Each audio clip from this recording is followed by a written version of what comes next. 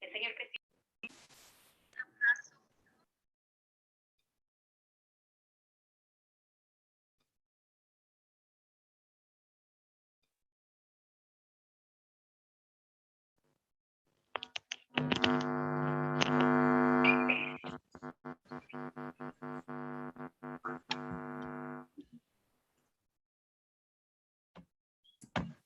Profe, creo que no se lo escucha.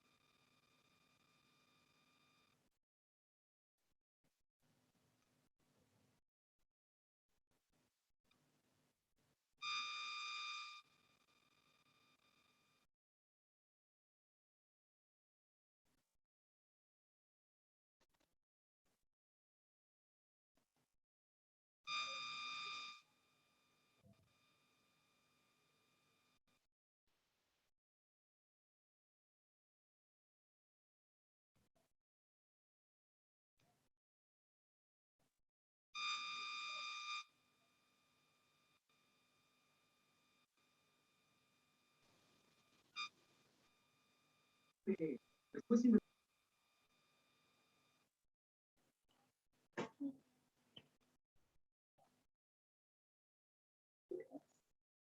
seems to be preserved, the reenacted, whether it's true that there are typical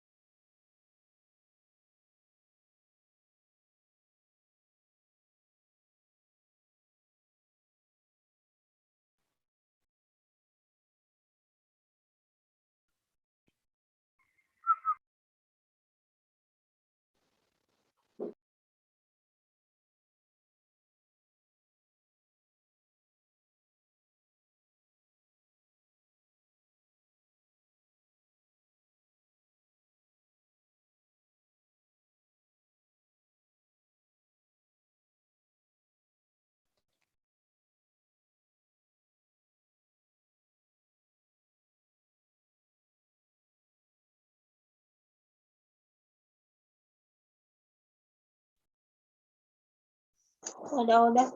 Buenas tardes. No se escucha nada en la clase. No se ve, no se escucha. ¿Alguien sabe algo?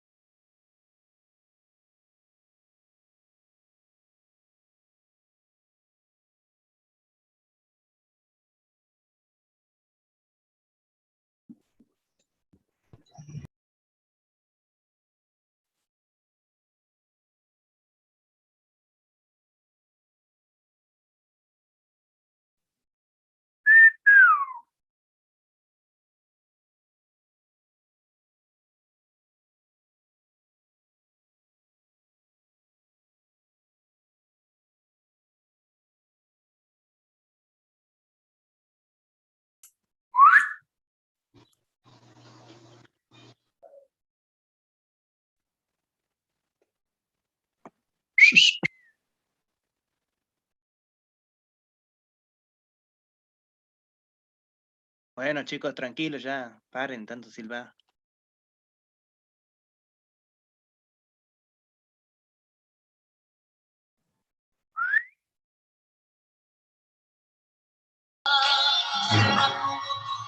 Pero así será. Yo tengo que esperarte 7 vidas más. Me quedaré colgado de este sentimiento. Amarte así, es esa mi fortuna, es ese mi castigo. ¿Será que por tu amor acaso está prohibido? Sigo aquí muriendo por estar contigo.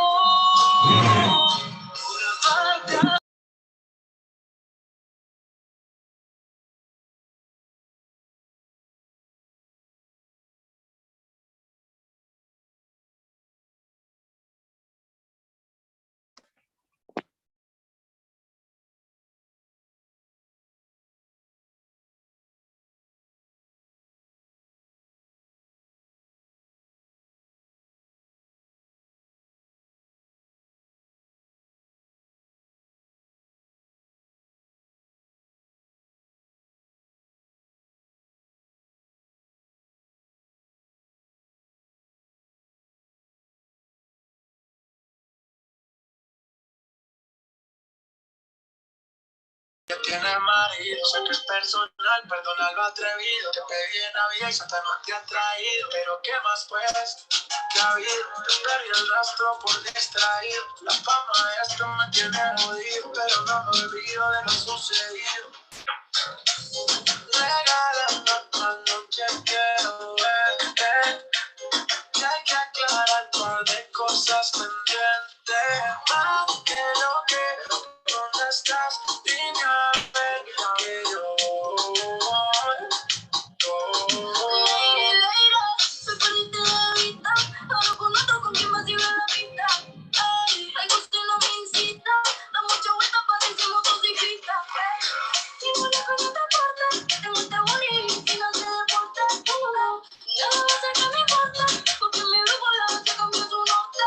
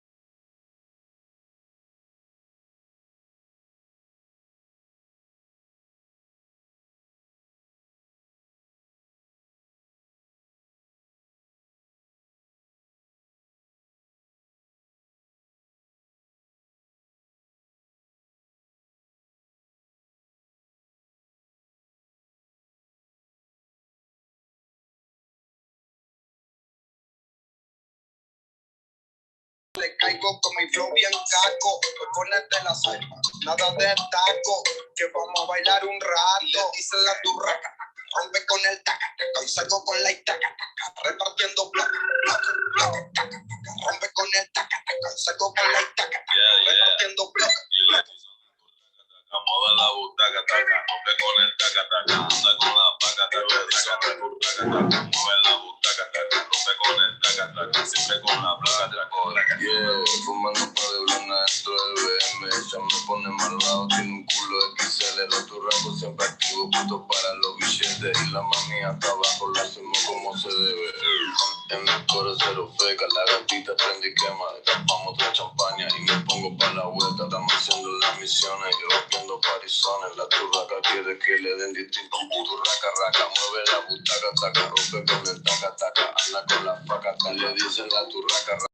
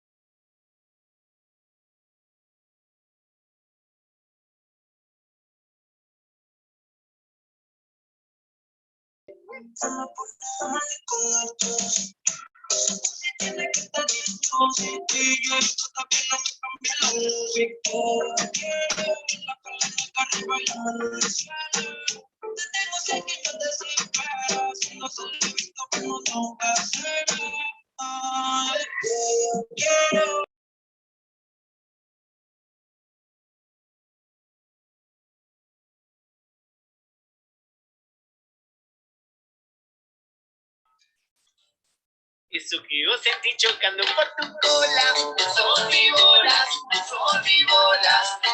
Ahora no chocamos, ahora la otra sé que a vos mucho te va a gustar. Ahora los bomberos ya se ponen a quitar.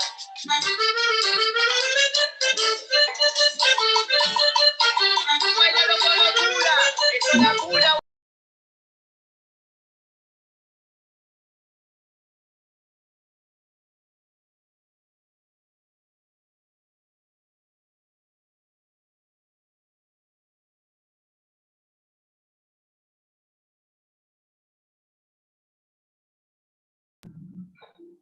Tomo licor, yo tomo cerveza y me gustan las chicas. La cumbia me divierte y me excita.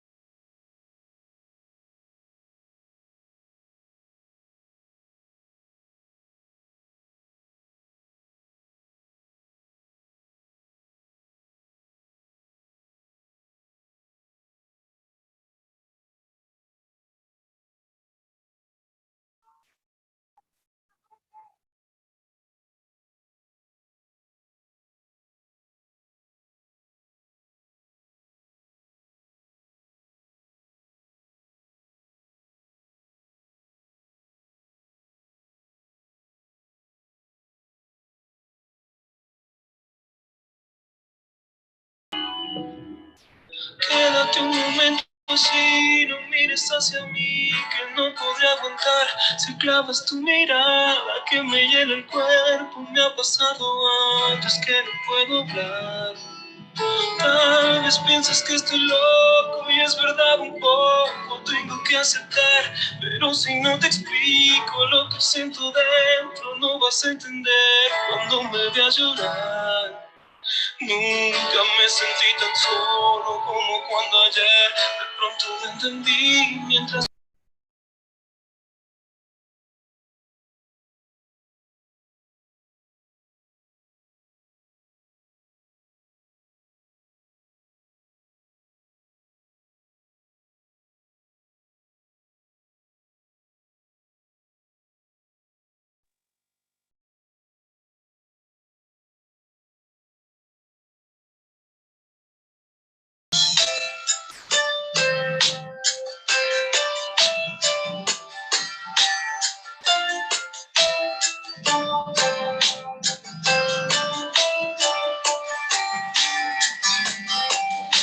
La tarde se aleja, el cielo está gris, la noche parece sin ti. Callado en la playa, te llora. Rebota todo el orto, guacho, la mejor. Bajo para la vista con un termidor. La pibita me llaman, damos chelo. Me etiqueta su burra, damos chelo. Me llega tu jaitea, damos chelo. Damos chelo. La pibita me llaman, damos chelo. Me etiqueta su burra, damos chelo. Me llega tu jaitea, damos chelo. Damos chelo.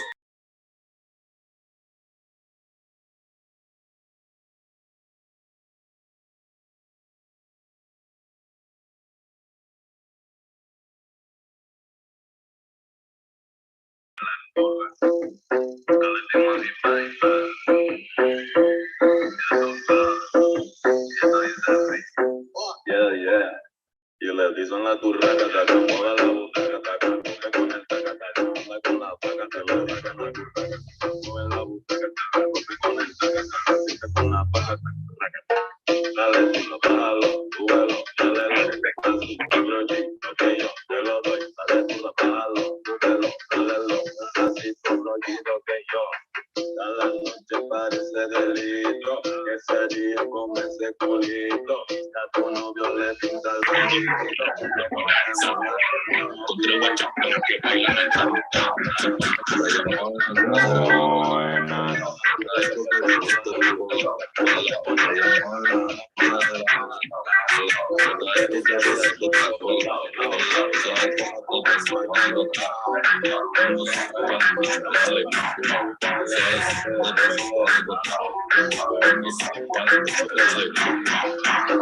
Rayado ese. científico y la vuelta se me pega porque ella está puta, está puta, está puta, puta, está puta, ella se me pega y está puta, está puta, está puta.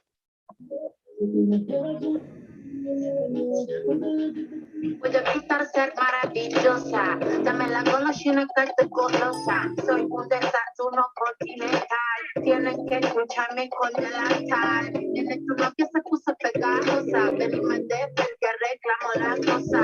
Hago delivery de comunal. Ladro que ladro, no tengo bozal. Manda mensaje que dice que dice. Después no haya.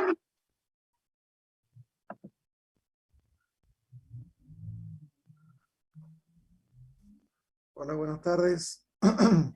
Me informan, por favor, si se escucha. Buenas tardes, profe, si se escucha. Buenas tardes, profe, si se escucha.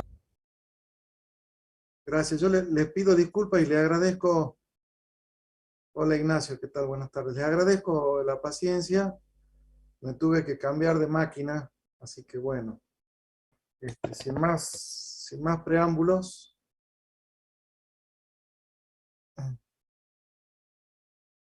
Hola. Nos vamos a conectar para trabajar en el tema de hoy, ¿sí? Leonel, Javier, tengo 19 conectados. Déjenme ver a quién más tengo.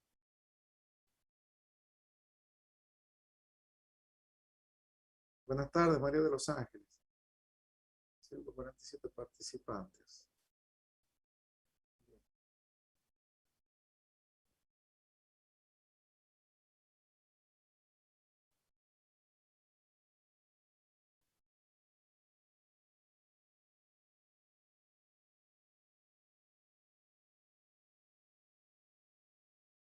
Bueno, buenas tardes, ¿qué tal, Leonel? Tengo entendido que vamos a trabajar hoy con lo que sería un poco la aplicación práctica de los temas que hemos estado viendo en nuestro encuentro pasado. Quiero recordarles que hemos estado trabajando en lo que era el contenido de la bolilla que hablaba del derecho administrativo y de sus, digamos, de su concepto, de la evolución que ha tenido, de los antecedentes en lo que es la Europa continental y los institutos actuales del derecho administrativo. Después hemos hablado de lo que eran las fuentes. Y dentro de fuentes hemos hablado de las fuentes generales del derecho administrativo que nutren a todas las ramas, tanto del derecho privado como del derecho público, lo que es la Constitución de la Nación y los tratados internacionales incorporados como letra constitucional. Y luego hemos hablado de la ley en sentido amplio para detenernos en lo que eran los reglamentos administrativos como una fuente particular del derecho administrativo, quizá una de las más importantes, como génesis normativa. Y hemos tocado también el tema de jurisprudencia, costumbre, doctrina, analogía y principios generales del derecho, ¿sí? Y hemos desarrollado los 4 tipos de reglamentos. El reglamento de ejecución, el reglamento autónomo, el reglamento de integración o delegado, y el de necesidad y urgencia. De quienes están participando activamente en este momento, me gustaría que me comenten, quienes hayan estado en la clase pasada, qué tema quieren que volvamos a tocar o podamos ahondar o repasar un poquito, ¿sí? De los que están y que puedo ver ahora: Gabriela, Santiago, Victoria, Grecia, Mario, Gloria, Javier, Leonel, alguno que me diga a ver qué tema quieren que volvamos a repasar o tocar, o alguna duda que haya quedado.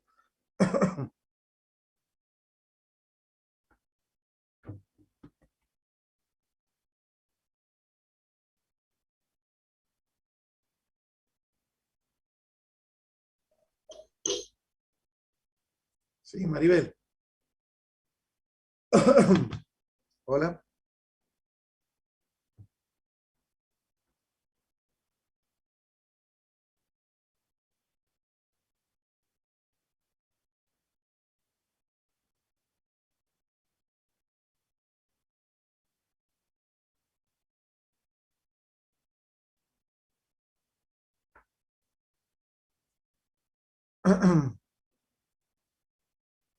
A ver, están subiendo varias consignas. La clase en teoría es hasta las 18 horas, pero si tenemos que extendernos, en la medida que el sistema lo permita, lo hacemos. Si hay algún tema que haya quedado pendiente, no tengo inconveniente en que armemos una clase adicional sobre el tema para no complicar la distribución temática de los otros docentes. Les preguntaba, por favor, qué tema quieren que retomemos. La clase anterior vimos sobre el Estado. Bien. Sí, eso es lo que es bolilla 1. A mí lo que me tocaría, digamos, trabajar hoy con ustedes es el tema más que nada de fuentes del derecho administrativo.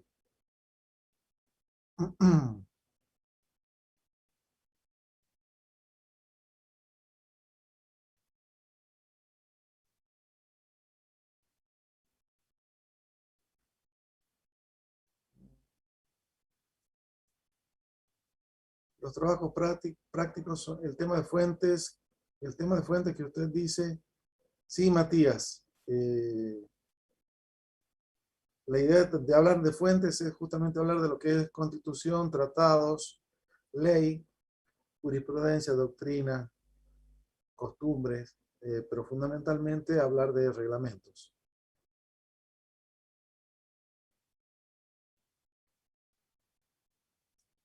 Dice, la clase anterior vimos la unidad 1 con el profesor Puig. Sí, lo que es Estado, noción, Estado de Derecho y Estado de Bienestar, concepto, administración y gobierno. ¿Sí? Formas de manifestación de la voluntad estatal. Dame un segundito, disculpa. Hola. Sí.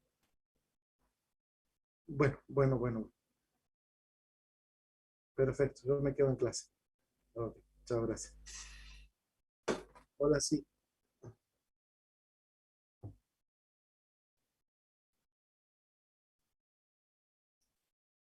Ezequiel Torres, que había música, no sé si era fuera de mi casa o en el Zoom. Y debe ser en su casa, Ezequiel. Yo acá no tengo música. En particular, ¿qué es lo que quiere saber, Ezequiel?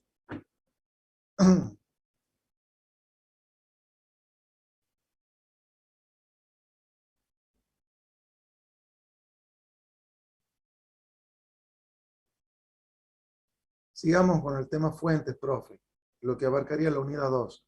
Bueno, sí. Gracias, Matías. Bien, para quienes dicen que han estado viendo más que nada lo que es concepto de Estado y eso, nosotros tenemos que entender que el derecho administrativo es un derecho estatutario. Es un derecho que delinea, que perfila el Estado y establece todo el régimen de prerrogativas, atribuciones y también deberes de los habitantes para con él. Es una rama y se distingue claramente de lo que es el derecho privado, porque es una rama del derecho público, tiene que ver con todo lo que hace a la cuestión publicista, ¿sí? Cuando nosotros hablamos de lo que es el derecho público, hay un concepto jurídico indeterminado que se llama el bien común general, ¿sí? ¿Alguien puede darme una idea de lo que es el bien común general? ¿Alguien que se anime a hablar junto conmigo?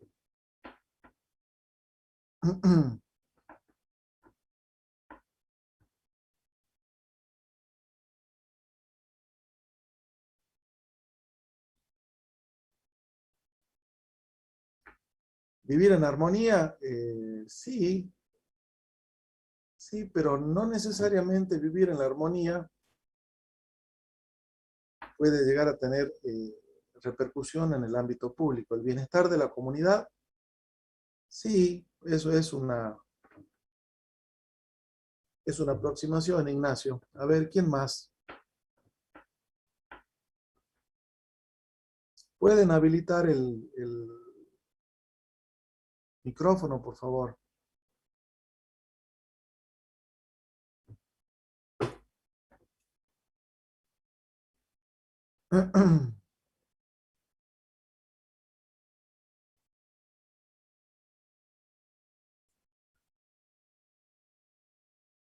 Hay un distinguido doctrinario que definía el bien común como el bien de todos los todos que conforman el todo social. Suena como un juego de palabras, pero eso nos da una idea más cercana del concepto de bien común. Y acá donde entran en juego más que nada las prerrogativas estatales y conjugan con las garantías de los administrados. Me pasó esta mañana de tener que presentar por una cuestión particular una nota, una petición formal por ante un ministerio que ha sido reestructurado recientemente. Y tiene otro nombre, pero son los mismos empleados y prácticamente las mismas funciones, nada más que con otro nombre. Y me decían que si yo no podía cambiar el encabezado, concretando correctamente a quién dirigía mi pedido, no podía ingresar mi petición por mesa de entradas. ¿Qué opinan al respecto? Estoy hablando de una cuestión práctica y algo que me pasó esta mañana. Ustedes tienen una petición, una nota, un oficio, un reclamo, algo que tienen que ingresar a un ministerio. María Luz Valderrama, no se asuste María Luz, hace poquito hemos empezado porque tuve problemas de conexión. bienvenida y estoy abierto a cualquier consulta que haga. Vuelvo al tema práctico, ¿sí? Hablando de lo que es el interés público, ¿sí? Y de los que son los principios que rigen el procedimiento administrativo. Una empleada hoy de un ministerio me dijo que yo no podía presentar un pedido si no lo dirigía correctamente en el nombre, cargo y persona determinada.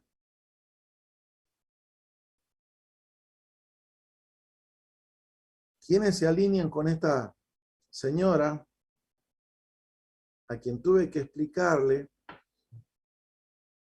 con algo de paciencia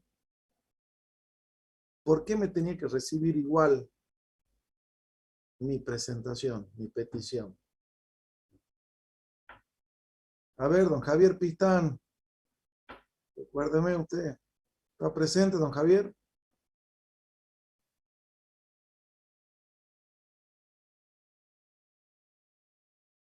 A ver, la idea es que esto sea una clase de ida y vuelta, algo práctico. ¿Puede repetir el ejemplo, Mario Marín? Sí. Esta mañana me pasó, Mario, de tener que presentar una petición formal por ante la mesa de entrada de un ministerio y me dijeron que había cambiado la persona que integraba ese ministerio y se había modificado un poco el nombre del cargo que investiga esa persona. Me decía la empleada de mesa de entrada que no me podía recibir mi escrito. Y ante mi sorpresa, tuve que explicarle la vigencia de un principio del procedimiento administrativo. ¿Alguien sabe qué principio es el que tuve que esgrimir esta mañana? ¿El de la personalidad del Estado? Sí, muy bien. Jesús López también. De informalismo en favor del administrado.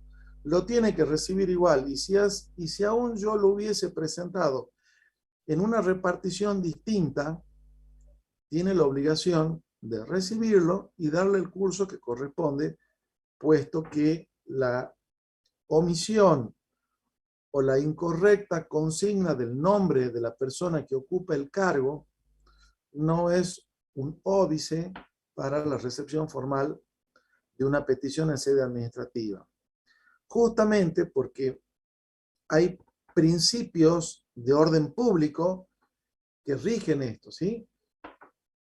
Más allá de que yo haya a lo mejor perseguido un interés privado en la petición, ¿sí? Bien. Decíamos que el derecho administrativo abarcaba no solamente la actividad de la administración pública en sí, sino también toda la actividad que ejercen distintos órganos que pueden estar en dependencia del Poder Ejecutivo, pero que no necesariamente tienen que conformar la estructura de la administración centralizada. Pueden también cumplir función administrativa diversos entes que no forman parte de la administración central y forman parte de lo que es la administración descentralizada, como también otros entes que, si bien no revisten el carácter de persona pública, cumplen cometidos estatales, ¿sí? Como por ejemplo los consejos profesionales, los colegios, que tienen a su cargo la policía de la matrícula, ¿sí? Y el control de las personas que a lo mejor están matriculadas para poder ejercer una profesión, ¿sí? Esta acepción amplia del derecho administrativo es la hoy más admitida y como concepto, ¿se acuerdan que lo nombrábamos al concepto que daba Gordillo, que decía que el derecho administrativo es la rama del derecho público que estudia el ejercicio de la función administrativa y la protección judicial existente en contra de esta? ¿Quién se anima a contarme, si estuvo escuchando algo de la clase pasada, qué significa hablar de la protección judicial en contra de la función administrativa. Porque es parte del derecho administrativo el estudio de la función administrativa y de la protección judicial en contra de esta. ¿Hay alguna dicotomía en particular? ¿Hay alguna contradicción en esta definición que nos da el maestro Agustín Gordillo?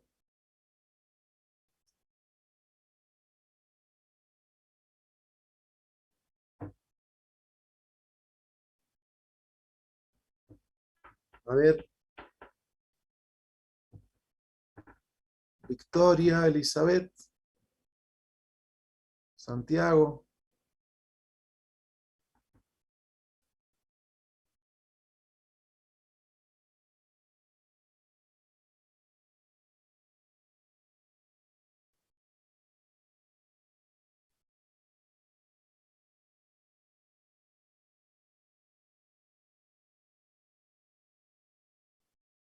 Estoy preguntando a Abigail Medina a ver si me puede contestar.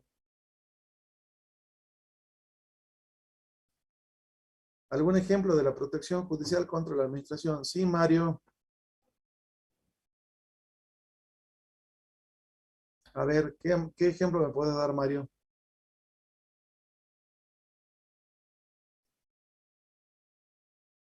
¿Cuál es la parte del Poder Judicial que funciona como un control dentro del ámbito de este particular poder que tiene a su cargo el control, por lo menos en parte, del actuar de la administración pública? ¿Cómo se llama esa parte? ¿A través de qué acción que vos me nombrabas recién?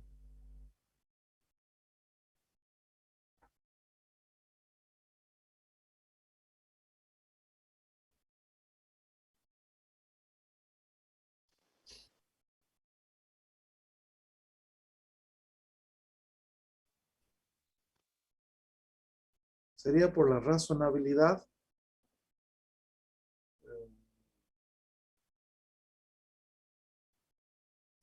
Mi pregunta más específica es, ¿a través de qué acción judicial o de qué fuero particular es que se puede trabajar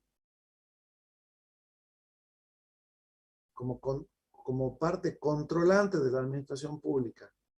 El control de legalidad de la administración pública, ¿quién lo hace?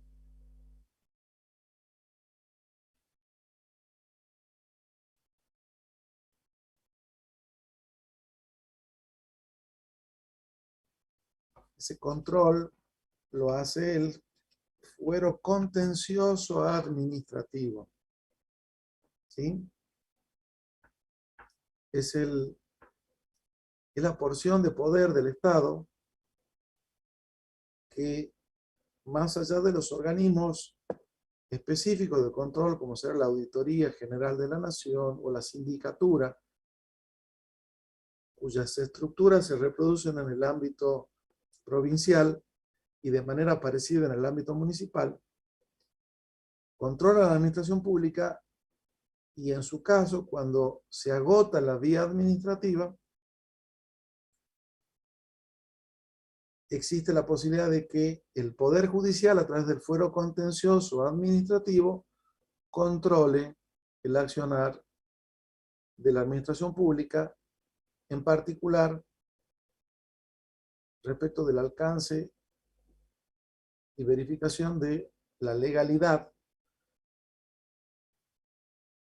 que implica, o sea, legalidad y razonabilidad implica la legitimidad del actuar de la administración pública.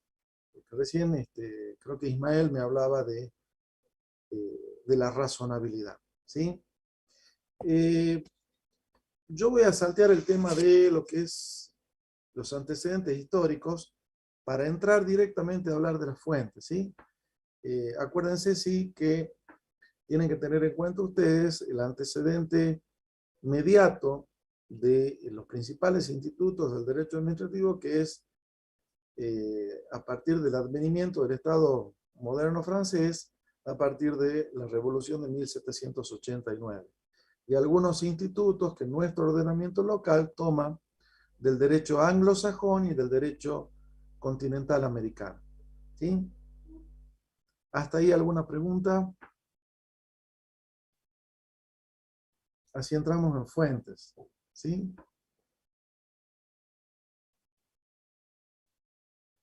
Mario, Marín, ¿entendiste el tema que hablábamos recién?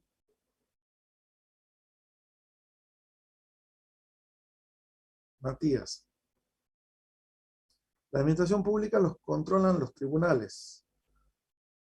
Controlan la potestad reglamentaria. A ver, activa tu micrófono, por favor, Matías. No alcanzo a ver tu pregunta de manera completa.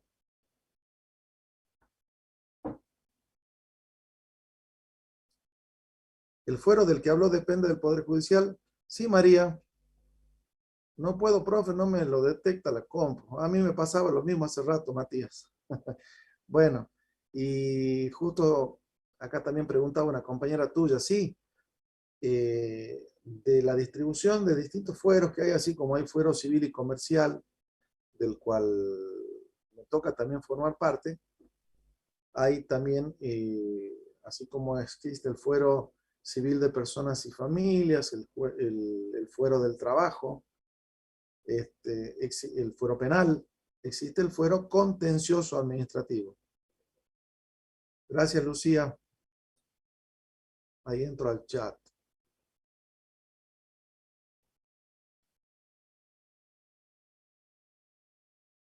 La administración pública, los controlan los tribunales, controlan la potestad reglamentaria y la legalidad de la actuación administrativa.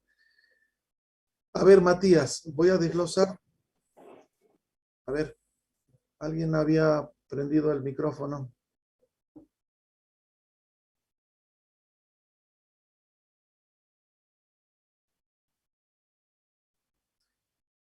Bien. Hay dos aspectos importantes de esta pregunta, ¿sí? Recién Matías preguntaba sobre la potestad reglamentaria y el control de legalidad. El Estado está investido de toda una serie de facultades o prerrogativas, mejor dicho, puesto que hay una suerte de situación de subordinación de los administrados frente al Estado. No estamos hablando de una relación de igualdad conmutativa, de una igualdad aritmética, sino que estamos hablando de una igualdad proporcional. No estamos en un plano de igualdad Estado y administrados. Y no porque haya una lesión al concepto de Estado de Derecho, sino que justamente porque rige un supraprincipio de raigambre constitucional, que es el principio del bien común general, como finalidad, como directriz de todo el actuar de la administración pública, es que en virtud de esta particular concepción, nosotros nos encontramos frente a una igualdad distinta de lo que sería una simple compraventa que pueden llegar a hacer ustedes en el ámbito privado, ¿sí? Al hablar de el derecho administrativo y al hablar de que es un derecho estatutario y que organiza las funciones del Estado, fundamentalmente la función administrativa, tenemos que tener en cuenta que acá rigen cuestiones de orden público. Por eso, el Estado tiene una serie de potestades y entre esas potestades está la de dictar normas que actúan como fuente del derecho interno, ¿sí? El reglamento autónomo que se dicta en el ámbito del Ministerio de Economía de la Nación no va a ser aplicado en Finlandia, no va a ser aplicado en Turquía, va a regir para el derecho interno de la República Argentina como nación, ¿sí? Y como unidad jurídicamente organizada, en la cual existen toda una serie de estamentos y de jerarquías. ¿Me siguen hasta ahí? Que puede existir un control de esa potestad Gracias, Matías. Sí, sí la hay. Nada más que está limitado a la posibilidad de impugnación judicial de los reglamentos. Esto realmente es bastante más difícil, puesto que se deben aunar una serie de requisitos para poder impugnar judicialmente un reglamento. Usualmente, el control que se hace desde el ámbito de lo que es el fuero contencioso administrativo es la protección que cada administrado que pueda haber vulnerado algún derecho subjetivo o un interés legítimo puede plantear una suerte de contienda contenciosa que se llama justamente contencioso administrativo, en la cual va a solicitar que un órgano independiente del Estado, como es el Poder Judicial, y un fuero en particular, que es el contencioso administrativo, intervenga para verificar si el obrar del Estado, al momento de dictar un acto administrativo, ¿sí?, entiéndase por acto administrativo a toda declaración de voluntad estatal en ejercicio de la función administrativa que produce efectos jurídicos en forma directa y de manera individual, esa persona afectada por el dictado de un acto administrativo puede solicitar judicialmente el control. Pero ese control va a estar limitado a la legalidad. Es decir, que se va a tener que verificar que la actuación de la administración pública haya sido dentro de los parámetros legales que previamente existían para el dictado de ese acto. Si esa voluntad administrativa está dictada dentro de ese ámbito, el acto es válido y, digamos, ese control queda convalidado por la resolución judicial que dicte el juzgado contencioso administrativo, que en el ámbito de la provincia de Salta son 2 juzgados con asiento en lo que es el distrito judicial del centro. ¿Sí? ¿Me siguen hasta ahí? Matías. Francisco Ignacio. Bien. Sí, profe, vamos bien. Buenísimo. Bueno, más allá de los tropiezos del inicio. Bien. De lo que es fuente, entonces, me interesa que tengan en cuenta que hay una suerte de jerarquía de fuentes, más allá de las distintas clasificaciones. Y por imperativo del artículo 31 y 75, inciso 22 de la Constitución Nacional, al que pido que por favor lean, se establecen una serie de jerarquía de normas en el ámbito de lo que es el derecho público interno, en la cual, en primer término, está la Constitución de la Nación y los tratados con otras naciones y organizaciones internacionales que hayan sido ratificados y admitidos como derecho interno. ¿Sí? Después pueden existir otros tratados, otras convenciones que no van a tener esa jerarquía. ¿Qué inciso dijo, profe? Enzo. 75, inciso 22. Enzo. Y artículo 31 de ambos de la Constitución Nacional.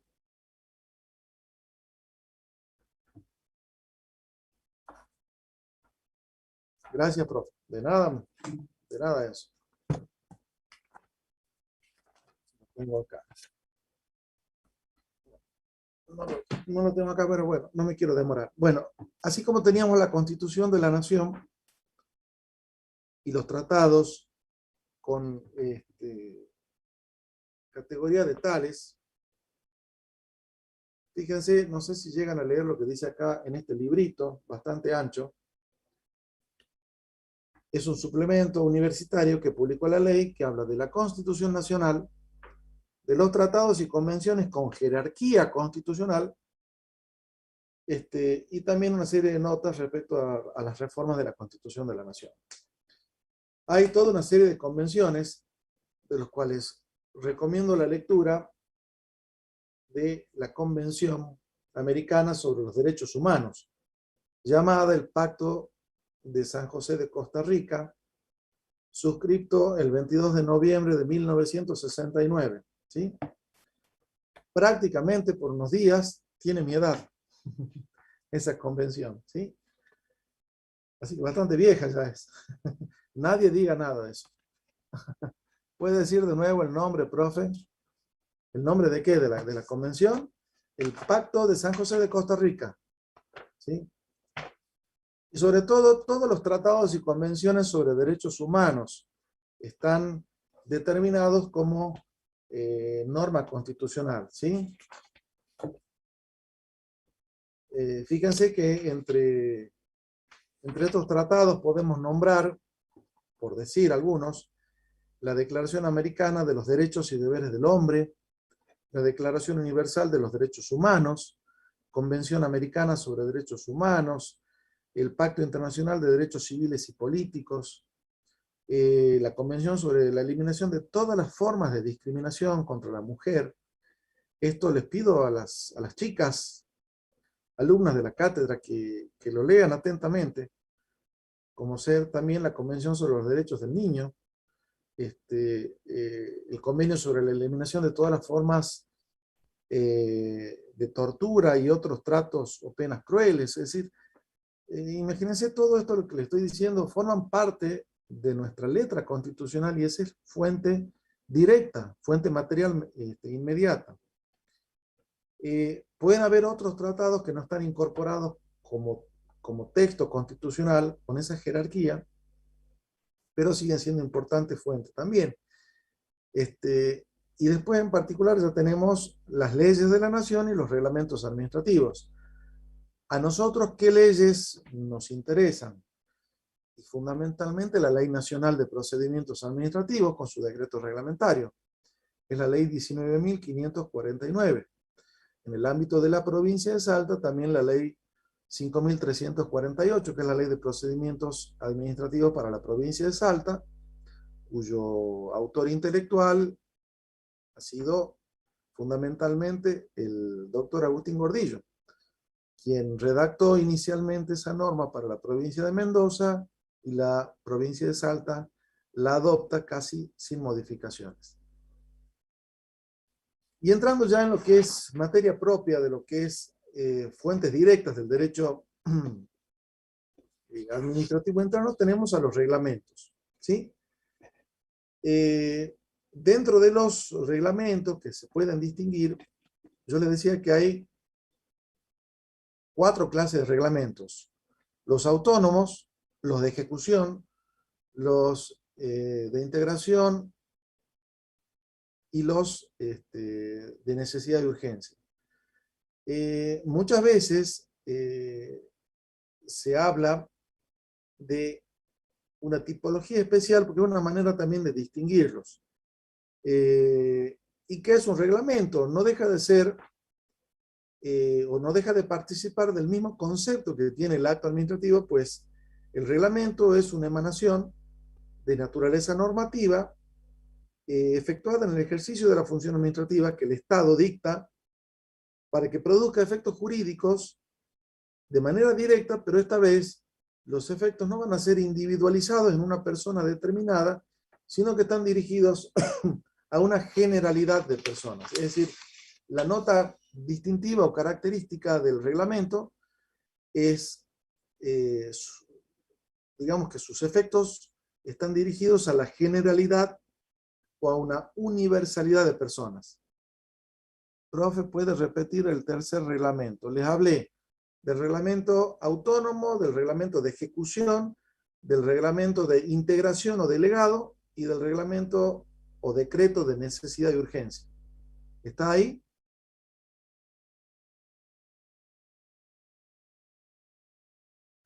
Sí, profe, gracias. Bien, gracias, Lucía. Bien. Entonces, entendemos que acto administrativo y reglamento autónomo, ejecución, integración de uno. Bien, Francisco. Perfecto, gracias por publicarlo para todos. ¿Sí? Bien. Entonces, no olvidemos que una declaración es una manifestación de voluntad, es una exteriorización concreta de una voluntad que en el caso de la voluntad administrativa, que lo que quiere es que se conozca esa voluntad que la declara sin necesidad de participación de ningún otro órgano. Por eso se les dice que es una expresión unilateral y que está efectuada en ejercicio de la función administrativa, porque no lo hace con otra finalidad que no sea la de reglamentar cuestiones estrictamente atinentes a la administración pública y produce efectos jurídicos, porque de nada sería emitir un reglamento si no produce ningún cambio, en una modificación en el orbe al cual está dirigida, y se hace en forma directa porque el reglamento se basta a sí mismo. No necesita otro reglamento para ponerlo en funcionamiento, sino que el reglamento tiene una suerte de autonomía normativa. Proyecta de manera inmediata sus efectos jurídicos. Es decir, no está supeditado a la validez o al dictado de otro acto. Obviamente que hay ciertos límites que deben revestir los reglamentos, al punto tal de no violar o no dispensar principios generales del derecho, o la abolición de derechos fundamentales. Quizás de los reglamentos, los que pueden llegar a confundirse un poquito son los de integración o delegación con los de ejecución. Porque mucha gente los confunde a los de integración como que integran una norma. Y en realidad los reglamentos de integración o delegados, mejor dicho, es mejor hablar de reglamentos delegados, son una habilitación o autorización legislativa para que pueda el Poder Ejecutivo dictar normas sobre materias que originariamente son competencia del Congreso o del ente que tiene una función legislativa.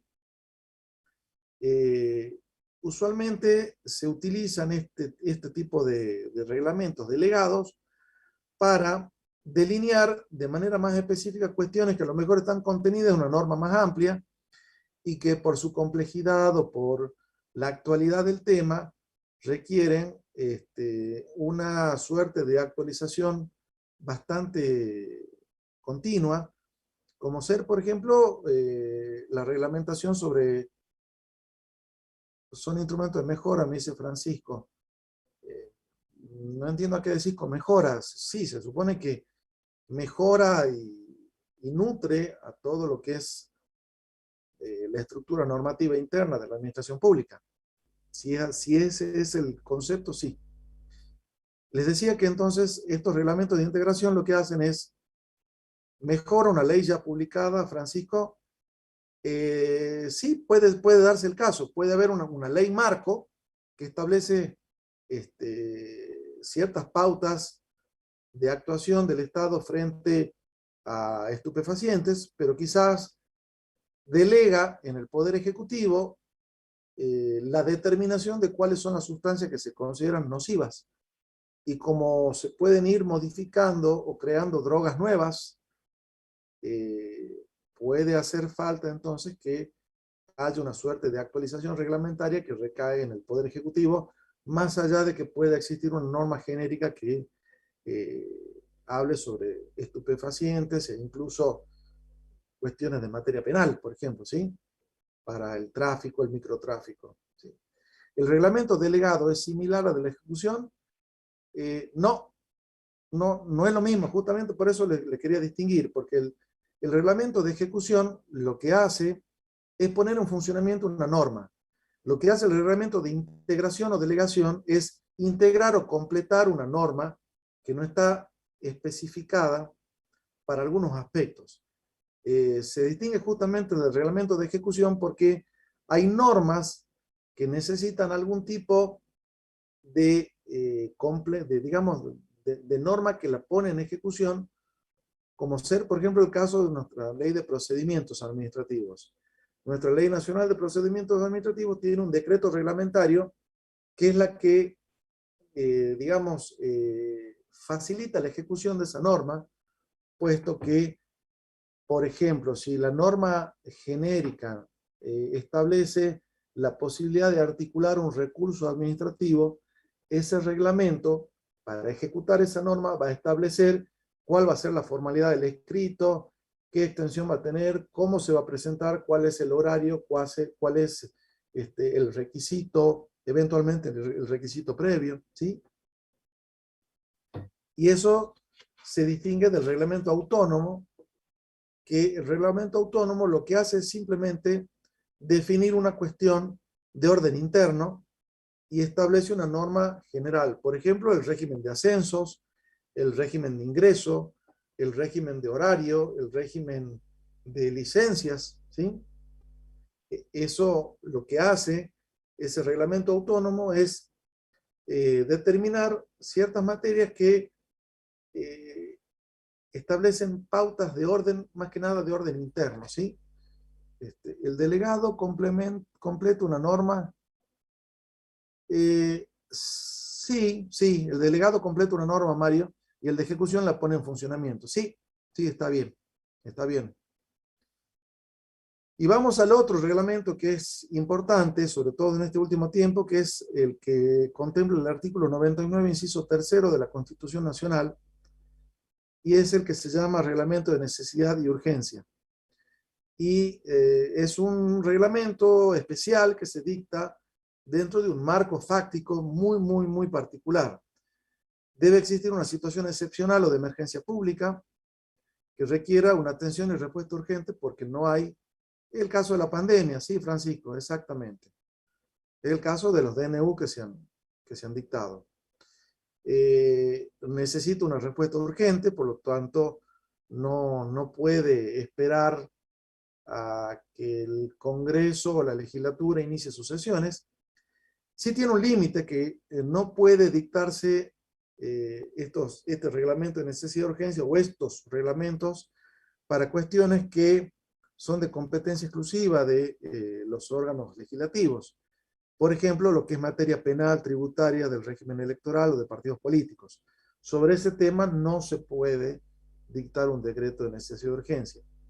Y tanto nación como provincia establecen una serie de pautas para la validación posterior, puesto que en el ámbito de la nación, por ejemplo, se somete, una vez que por acuerdo general de ministros, con refrendo del jefe de gabinete, se puede dictar un reglamento de necesidad de urgencia que posteriormente es sometido a control de una convención bicameral permanente. La que debe, digamos, dictaminar sobre su procedencia para que se incorpore o no al derecho interno. Hay una serie de plazos que se establecen a nivel nacional, cuestión que todavía no está reglamentada. En el ámbito de la provincia de Salta también están contemplados, nada más que en el ámbito de la provincia de Salta, si bien tiene una suerte de sometimiento a un control normativo, si transcurre determinado tiempo, el decreto de necesidad de urgencia pasa a ser automáticamente ley. Por último, ya llegando casi a las 6 de la tarde, tenemos las otras fuentes que calculo que no hay inconveniente, que son lo que les nombraba hace un ratito: jurisprudencia, doctrina, costumbre, analogía, los principios generales.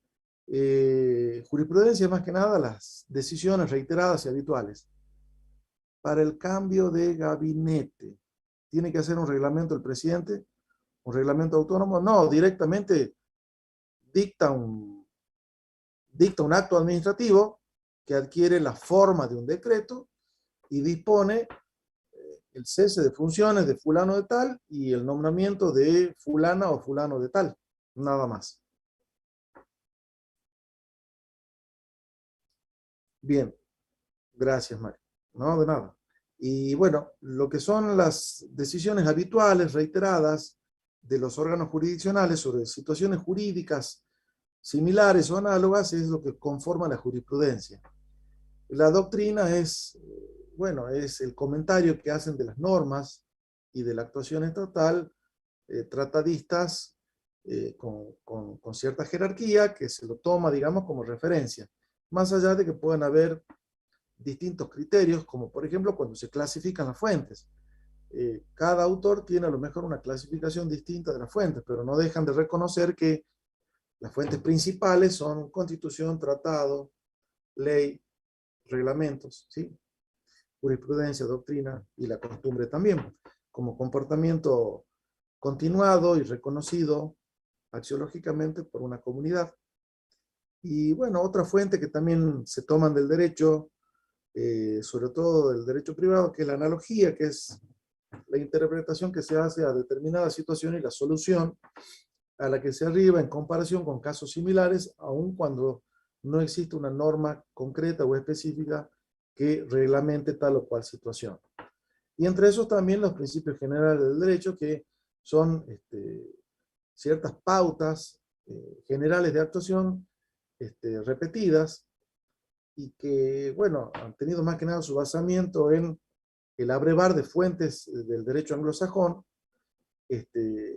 como ser, por ejemplo, y sobre todo del derecho americano continental, como ser, por ejemplo, la forma republicana de gobierno, la igualdad ante la ley, el respeto a las garantías constitucionales, al debido proceso, al hecho de que nadie puede ser privado de sus bienes o de su propiedad, sin previa calificación de interés público, o ser juzgado sin que exista una ley previa. Bueno, toda una serie de principios como el que hablábamos nosotros hace ratito de lo que es el bien común general. Siendo las 18:02 según mi teléfono, vamos a dar por finalizada la clase de hoy. Les pido disculpas por el atraso, había inconvenientes de conexión, tuve que cambiar de lugar y de máquina. Pero estos minutitos, si me permite el sistema, quería ver si hay alguna duda, alguna pregunta, como repaso y como cuestiones prácticas que teníamos que tomar de lo que hemos estado viendo. Estoy abierto a cualquier consulta, por favor. Profe, la diferencia entre acto y hecho administrativo. Sí.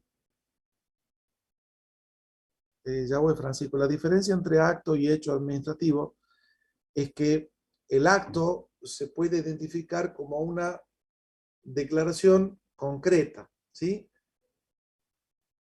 De la voluntad administrativa. Sí, Sandra, por favor, se puede retirar, ningún problema. Muchas gracias por participar. De nada, Matías, por favor, ha sido un gusto. La diferencia entre hecho y acto es que el acto está individualizado como una voluntad de la administración que se dirige a una persona en particular. Puede ser hasta incluso un semáforo, ¿sí? Pero no deja de ser una voluntad que está dirigida a una persona en particular o a un grupo de personas que están, volvemos al caso del semáforo, circulando en un sentido. El hecho es un acontecimiento que puede o no depender de una voluntad de una persona o de un ente o de un órgano, hasta puede ser un hecho natural. Ahora, estos hechos, para que sean hechos administrativos, tienen que tener algún tipo de repercusión en lo que es el ámbito público. En el ámbito, no sé, dentro de un procedimiento licitatorio, la apertura de sobres es un hecho administrativo, porque lo que uno que hace es materialmente verificar cuáles son las ofertas, clasificarlas, pero ya la calificación o la preadjudicación importa ya otro tipo de actuación de la administración. Si cae una rama de un árbol dentro de lo que es el estacionamiento medido, de lo cual la municipalidad cobra un derecho, dará eventualmente lugar a algún tipo de reparación. Si cae un rayo en un árbol en medio de una finca, no produce ningún efecto administrativo, más allá de la pérdida lamentable de ese forestal, ¿sí? ¿Entendiste la diferencia entre acto y hecho? Sí, profe, gracias. Nada, Lucas. ¿Alguna otra pregunta?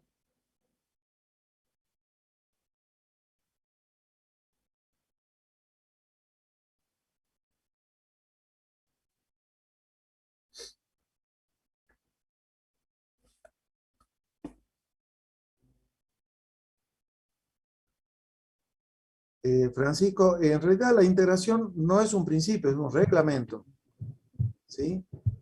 Los principios son otros.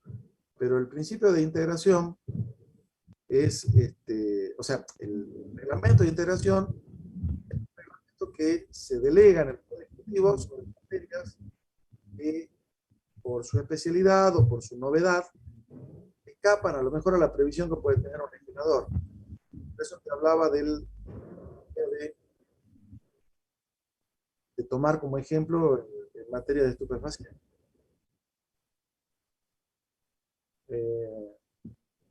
Francisco, ¿qué es lo que sería proporcional? No entiendo.